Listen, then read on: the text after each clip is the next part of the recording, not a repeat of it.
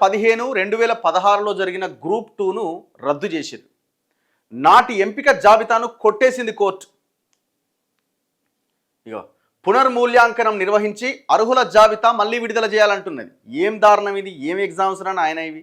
ప్రభుత్వ ఉద్యోగం అనగానే అసలు కష్టపడి చదివిన పిల్లలకి కనీసం అసలు ఇది ఉంటుందా ఉండదా, అసలు ఉద్యోగాలు వస్తాయా రావా అనే కాడికి వచ్చింది పరిస్థితి.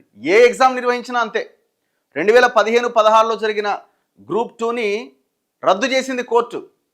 మళ్ళీ మీరు కరెక్షన్ చేసి మళ్ళీ పేపర్లు దిద్ది మళ్ళీ జాబితాను రిలీజ్ చేయండి అంటున్నది. అలాగే వాళ్ళ అపాయింట్మెంట్స్ కూడా అయిపోయినాయి అనుకుంటా కదా.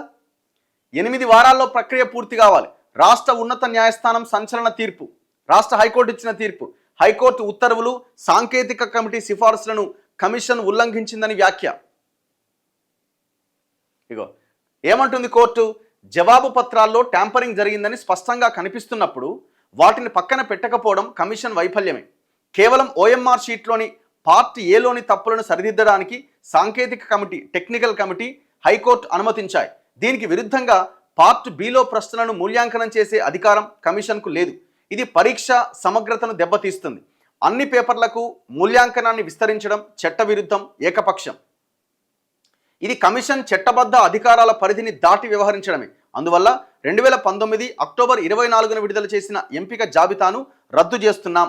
హైకోర్టు టెక్నికల్ కమిటీ సిఫార్సుల మేరకు 8 వారాల్లో తిరిగి మూల్యాంకనం చేపట్టి నియామక ఉత్తర్వులు జారీ చేయాలి. అక్రమాల నివారణకు భవిష్యత్తులో ఓఎంఆర్ షీట్లో పేర్కొన్న సూచనలకు కట్టుబడి ఉండాలి. భౌతిక, వీడియోగ్రఫీ ద్వారా పర్యవేక్షణ జరగాలి.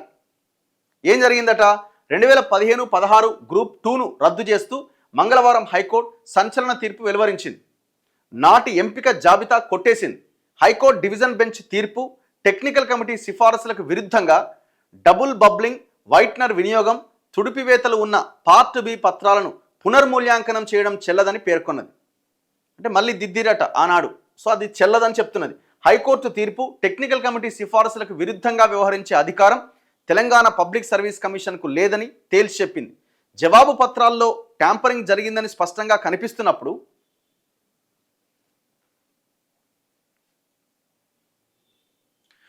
వాటిని పెట్టకపోవడం కమిషన్ వైఫల్యమే అని తేల్చి చెప్పింది. 2019 అక్టోబర్ 24న ఇచ్చిన ఫలితాలు ఏకపక్షం, చట్టవిరుద్ధం అని వాటిని రద్దు చేసింది. సాంకేతిక కమిటీ సిఫారసులు, హైకోర్టు తీర్పునకు అనుగుణంగా తిరిగి మూల్యాంకనం నిర్వహించి అర్హుల జాబితాను విడుదల చేసి నియామకాలు చేపట్టాలని, ఈ ప్రక్రియను 8 వారాల్లోగా కంప్లీట్ చేయాలని పబ్లిక్ సర్వీస్ కమిషన్కు ఆదేశాలు జారీ చేసింది. దిద్దుబాటు, వైట్నర్ వినియోగం, డబుల్ బబ్లింగ్ జరిపిన వాటిని మూల్యాంకనం చేయడం ద్వారా చేపట్టిన నియామకాలను రద్దు చేయాలంటూ పలువురు దాఖలు చేసిన 6 పిటిషన్లపైన జస్టిస్ నగేష్ భీమపాక విచారణ చేపట్టి ఈ మేరకు తీర్పును వెలువరించారు.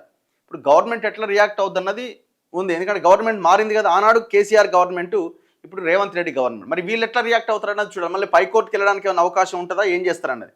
ఇగో పిటిషనర్ల కేసు ఏంటంటే, గ్రూప్ 2 కింద 13 కేటగిరీల్లో 1032 పోస్టుల భర్తీకి 2015లో నోటిఫికేషన్ వచ్చింది. 2016లో ఇంకొక అనుబంధ నోటిఫికేషన్ జారీ చేశారు. 2016 నవంబర్ 11, 13 తేదీల్లో రాత పరీక్షలు జరిగినాయి.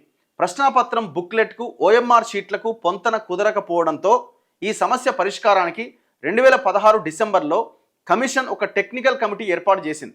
కమిటీ అధ్యయనం చేసి 2017 మార్చిలో ఒక నివేదిక ఇచ్చింది. ప్రశ్నాపత్రంలోని బుక్లెట్ నెంబర్, ఓఎంఆర్ నెంబర్ ఒకటే ఉండాలని అభ్యర్థులు, ఇన్విజిలేటర్లు భావించడం వల్ల ఈ గందరగోళం తలెత్తిందని ఆ కమిటీ నివేదికలో పేర్కొన్నది. ఓఎంఆర్ షీట్ పార్ట్ ఏలోని అభ్యర్థి వ్యక్తిగత వివరాలకు సంబంధించి చిన్న పొరపాట్లు ఉంటే మన్నించవచ్చు. అయితే పార్ట్ బిలోని 150 ప్రశ్నల జవాబులకు ఏదైనా తుడిచివేత, వైట్నర్ గనక వాడినట్లయితే వాటిని మూల్యాంకనం చేయరాదని కమిటీ సిఫారసు చేసింది. ఈ వ్యవహారంపై కొందరు హైకోర్టును ఆశ్రయిస్తే సింగిల్ జడ్జ్ మాన్యువల్గా మూల్యాంకనం చేయాలని ఉత్తర్వులు ఇచ్చింది. దీనిపై హైకోర్టు డివిజన్ బెంచ్ను ఆశ్రయించగా ఇరుపక్షాల వాదన విని టెక్నికల్ కమిటీ సిఫారసులను సమర్థిస్తూ వాటి ప్రకారమే పేపర్లు దిద్దాలని 2019 జూన్ 6వ తేదీన తీర్పిచ్చింది. హైకోర్టు డివిజన్ బెంచ్ ఇచ్చిన తీర్పు అమలు ముసుగులో ఓఎంఆర్ షీట్లలో వైట్నర్, తుడిచివేతలకు పాల్పడిన అభ్యర్థుల పత్రాలను మూల్యాంకనం చేయడం ద్వారా ఆ తీర్పు స్ఫూర్తికి విరుద్ధంగా కమిషన్ వ్యవహరించిందని పలువురు పిటిషన్ దాఖలు చేసిరట. ఈ రకంగా ఇప్పుడు అది రద్దట. మళ్ళీ రద్దు అంటే మళ్ళీ దిద్దాలంటే మరి ఆల్రెడీ అలా అపాయింట్మెంట్స్ కూడా అయిపోయినాయి అనుకుంటా కదా. ఎవరైనా ఉన్నారా వీళ్ళు రాసిన వాళ్ళు?